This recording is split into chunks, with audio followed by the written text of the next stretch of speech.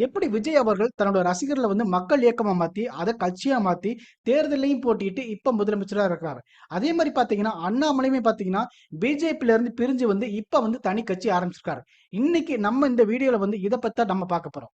நேத்தே அண்ணாமலை அவர்கள் நான் 12 மணிக்கு பேச போறேன் அப்படின்னு சொன்ன உடனே பாத்தீங்கன்னா, இவர் என்ன பேச போறாரோ, எப்ப 12 மணி ஆகுமோ அப்படின்னு சொல்லிட்டு எல்லாருமே எதிர்பார்த்துட்டு இருந்தாங்க.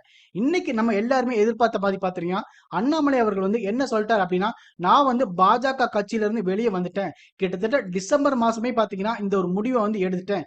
ஏன் இந்த முடிவை எடுத்தேன் அப்படின்னு சொல்லிட்டு அவர் ஒரு விளக்கமும் கொடுக்க செஞ்சிருக்காரு. ஏன் இந்த முடிவை நான் எடுத்தேன் அப்படின்னா, பாரதிய ஜனதா கட்சி வந்து ஒரு தேசிய கட்சியா இருந்து தமிழக மக்களுக்கான தேவையை வந்து அவங்களால பூர்த்தி பண்ணவே முடியல. நானும் கிட்டத்தட்ட 18 மாசமா வந்து பாஜகல இருந்து எவ்வளவோ போராடி பார்த்துட்டேன். ஆனா அந்த மாதிரி போராடும் போது கருத்து வேறுபாடுகள் தான் எங்களுக்குள்ள அதிகமா வரவும் செஞ்சது. அதனாலதான் நம்ம வந்து தனியா பயணிக்கணும் அப்படின்னு சொல்லிட்டு இப்ப பாஜக கட்சியில இருந்து வெளியே வந்துட்டேன் அப்படிங்கிற மாதிரி அவர் சொல்லவும் செஞ்சிருக்காரு. ஆனா அவர் கட்சி தான் ஆரம்பிக்க போறாரோ அப்படின்னு நினைக்கும் போது அண்ணாமலை அவர்கள் வந்து என்ன சொல்லியிருக்காரு அப்படின்னா, இப்போதைக்கு வந்து நம்ம கட்சி ஆரம்பிக்கல, வி தே லீடர்ஸ் அப்படின்னு சொல்லிட்டு ஆல்ரெடி ஒரு ஆரம்பிச்ச ஒரு இயக்கம் வந்து இருக்குது. அந்த இயக்கத்துல வந்து வாலண்டியர்ஸ் வந்து யார் வேணா நீங்க சேர்ந்துக்கலாம். இந்த இயக்கம் எதுக்காகனா, யாரெல்லாம் வந்து தேர்தல போட்டியிடணும் அப்படின்னு நினைக்கிறாங்களோ அவங்கலாம் வந்து இது மூலமா நல்லா ட்ரெயின் பண்ணப்பட்டு ஒவ்வொரு இடத்துலயும் வந்து போட்டியிட வைப்பாங்க அப்படின்னு சொல்லிட்டு இந்த மாதிரி ஒரு கருத்தை வந்து அவர் சொல்லியிருக்காங்க. சொல்லப்போனா இது ஒரு நல்ல விஷயம் தான். அவர் என்ன சொல்லியிருக்காரு அப்படின்னு பாத்தீங்கன்னா, நம்மளோட பொலிட்டிக்ஸ் வந்து ரொம்ப வித்தியாசமா இருக்க போது. நம்ம கிட்ட யாருக்குமே வந்து பெர்மனண்டா வந்து சேர் கிடையவே கிடையாது. ஒருத்தவங்க இவ்வளவு தடவை தான் எம்எல்ஏவா போட்டியிடணும், இவ்வளவு தடவை தான் ஒருத்தவங்க வந்து முதலமைச்சரா இருக்கணும், அமைச்சரா இருக்கணும் அப்படின்னு சொல்லிட்டு வந்து நம்ம வந்து ஒரு வித்தியாசமான பொலிட்டிக்ஸ் வந்து பண்ண போறோம். யாருக்குமே வந்து நிரந்தரமான சேரே இருக்க போறதில்ல.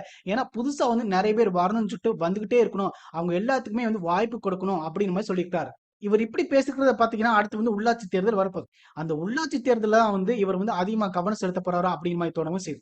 இதுக்காகனா அவர் என்ன சொல்லியிருக்காரு அப்படின்னு பாத்தீங்கன்னா, இப்ப வந்து தமிழகத்தை வந்து நம்ம ஃபுல்லா மாத்தணும்னு நினைச்சோம் அப்படின்னா அது கண்டிப்பா முதலமைச்சர் மட்டும் நினைச்சா மாத்த முடியாது.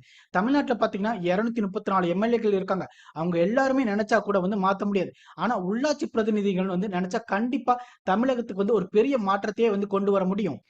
அவங்க கையில தான் நிறைய விஷயங்கள் இருக்கு அப்படின்னு சொல்லிட்டு அண்ணாமலை அவர்கள் வந்து உள்ளாட்சி பிரதிநிதிகளை பத்தி பேசியிருக்காரு. அதனால இதெல்லாம் வச்சு பார்க்கும்போது அண்ணாமலை அவர்கள் வந்து வரப்போற உள்ளாட்சி தேர்தல்ல அதிகமா கவனம் செலுத்தி போட்டியிடறதுக்கான வாய்ப்புகள் அதிகமா இருக்கும்னு தோணுது. ஆனா இப்போதைக்கு வந்து பாத்தீங்கன்னா ஒரு இயக்கத்தை தான் வந்து ஆரம்பிக்கவும் செஞ்சிருக்காரு.